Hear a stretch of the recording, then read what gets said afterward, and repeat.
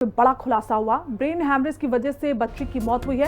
ऐसे में आपको बताते चले कि रिपोर्ट में ये दावा किया गया है ब्रेन में खून जमा होने की वजह से बच्ची की मौत हो चुकी है। बच्ची के फेफड़ों में खून जमा हुआ था, ये रिपोर्ट में दावा किया गया। तो ये बड़ी जानकारी हम आप तक साझा कर रहे हैं, जहां पर देखिए इस मामले पर कई जो एंगल थे उस पर जांच की जा रही थी, जिसके बाद अब रिपोर्ट जो सामने आई है वो कहा जा रहा है उस पर कि ब्रेन हैमरेज की वजह से वो बच्चे की मौत हुई है। हालांकि परिजनों ने स्कूल के जो शिक्षक थे उन पर आरोप लगाया था और अब ये रिपोर्ट सामने आई है और इसमें बड़ा खुलासा हुआ है। तो नोएडा के स्कूल में बच्ची की मौत हुई थी और अब रिपोर्ट का ये दावा है कि ब्रेन हैमरेज की वजह से बच्ची की मौत हुई है। तो ये बड़ी जानकारी आप तक साझा कर रहे हैं, लेकिन सवाल बार बार यही उठ रहा है कि आखिर तनिष्का की मौत के जिम्मेदार कौन है।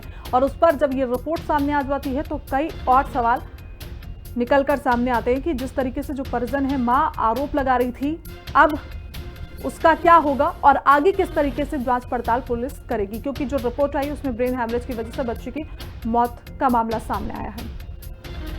तो वही देखिए, स्कूल में छात्रा की मौत पर स्कूल प्रशासन से कई सवाल उठ रहे थे। क्या तनिष्का की तबीयत पहले से बिगड़ी हुई थी, ये सवाल पूछा गया। स्कूल में मेडिकल इमरजेंसी से निपटने के क्या इंतजाम थे? अगर बच्चा बीमार हुआ है तो क्या वहां पर कोई व्यवस्था नहीं थी? क्या घटना के समय डॉक्टर या नर्स वहां पर मौजूद था? ऐसे सवाल है। मां को कितनी देर बाद हादसे की जानकारी दी गई, क्योंकि अब बच्ची वहां पर बीमार थी।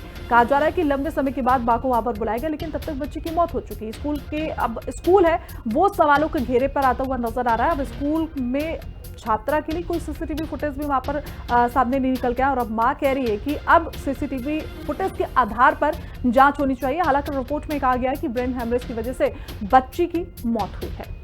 आखिर अब सच क्या है, क्योंकि लगातार आरोप यहां पर लगते हुए नजर आ रहे हैं।